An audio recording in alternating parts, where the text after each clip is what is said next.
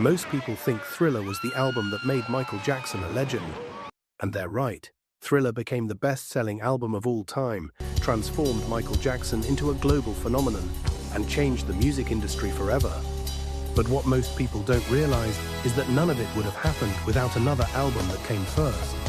An album that didn't just change Michael's career, it changed Michael himself. Because by the late 1970s, Michael Jackson had a problem. He was already famous, already successful, and already recognized around the world. Yet despite all of that, many people still saw him as the same child star from the Jackson 5. The music industry underestimated him, critics doubted him, and Michael was determined to prove them wrong. What followed would become one of the most important periods of his entire life. A period filled with creative breakthroughs, relentless perfectionism, hidden insecurities, and a partnership that would change music history forever. By 1978, Michael Jackson had spent almost his entire life performing. While most young adults were trying to figure out who they wanted to be, Michael had already lived through a career that most artists could only dream of. The Jackson 5 had dominated the charts. Fans adored him, and he had become one of the most recognizable young performers in America. But behind the scenes, Michael felt trapped. No matter how much success he achieved, people still viewed him as a former child star. He was growing up, but the public image attached to him wasn't. Michael wanted something more. He wanted artistic freedom. He wanted respect. Most importantly, he wanted people to see him as a serious musician rather than just the talented kid from the Jackson 5. Instead of complaining about it publicly, he quietly focused on improving himself. Michael became obsessed with studying music. He listened to records constantly, analyzing everything from vocal arrangements to drum patterns.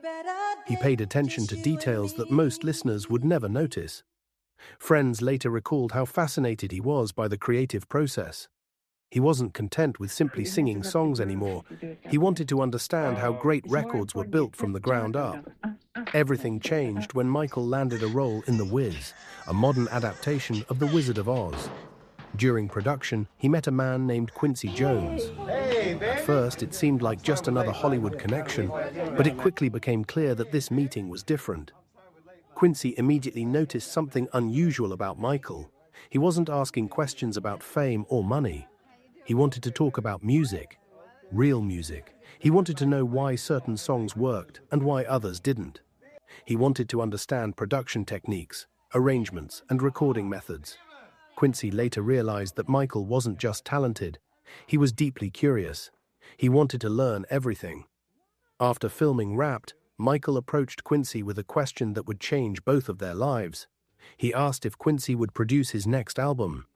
Fortunately, Quincy said yes. Looking back now, it's hard to imagine music history without that decision. The creation of Off the Wall wasn't easy. One of the biggest myths about Michael Jackson is that he simply walked into a studio and magic happened. The reality was very different.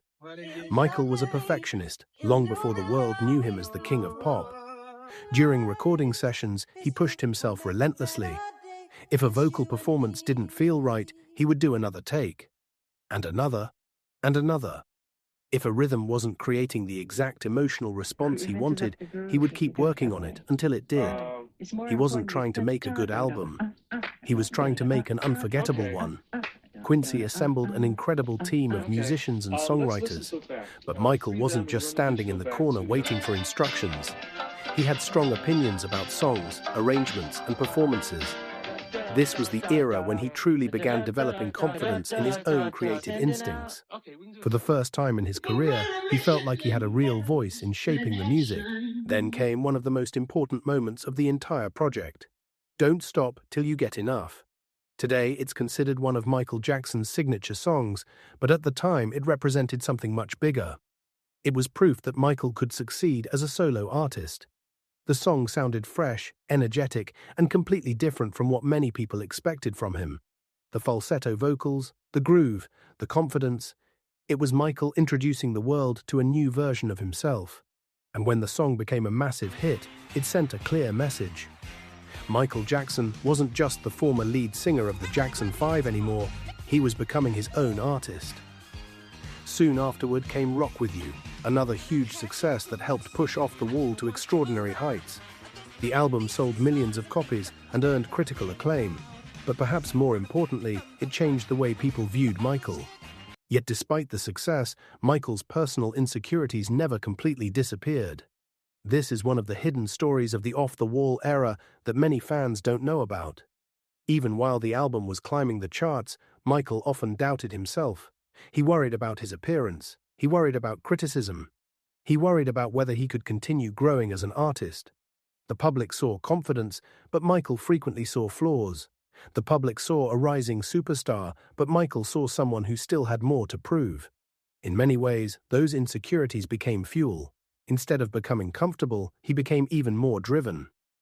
Every achievement only raised his expectations higher. Every success convinced him that he could go further. While most artists would have celebrated Off the Wall as the peak of their careers, Michael saw it as the beginning. And perhaps that's the most fascinating secret of the Off the Wall era. The album wasn't just a collection of hit songs, it was a transformation.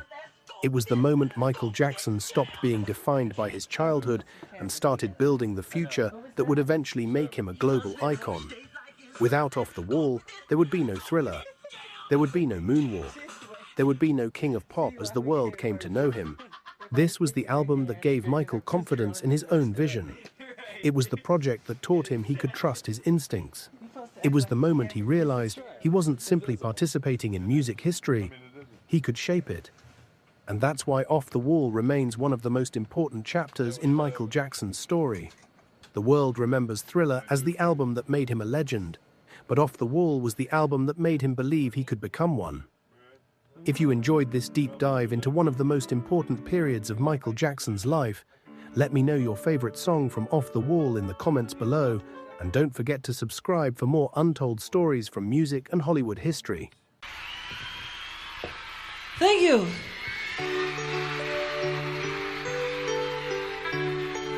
The next song we're gonna do is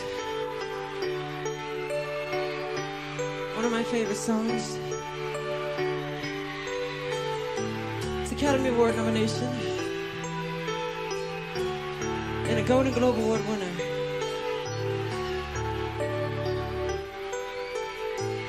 Hold up, wait, stop. Ho!